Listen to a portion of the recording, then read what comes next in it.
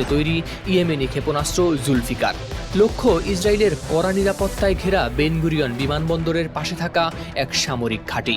এই হামলার শব্দ যেন শুধু বারুদের নয়, বরং এক উত্তাল প্রতিরোধের বার্তা।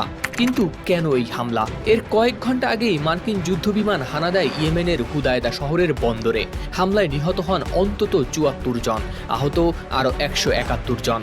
এর পাল্টা জবাবেই দেশটির হুতি বিদ্রোহীরা চালায় এই সমন্বিত সামরিক অভিযান। বার্তা সংস্থা মেহের নিউজের এক প্রতিবেদনে জানা যায়, ইয়েমেনি সশস্ত্র বাহিনীর মুখপাত্র ব্রিগেডিয়ার জেনারেল ইয়াহিয়া সারি জানান, তারা শুধু ইসরায়েল নয়, যুক্তরাষ্ট্রের সামরিক শক্তিকেও চ্যালেঞ্জ ছুড়ে দিয়েছেন। ট্রুম্যান ও ভিনসন নামের দুই মার্কিন বিমানবাহী রণতরীর দিকেও চালানো হয় হামলা।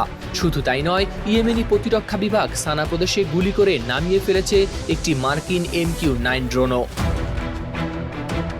যুক্তরাষ্ট্র এই ড্রোনগুলো ব্যবহার করে মধ্যপ্রাচ্যে নিয়মিত গুপ্ত নজরদারি চালায়।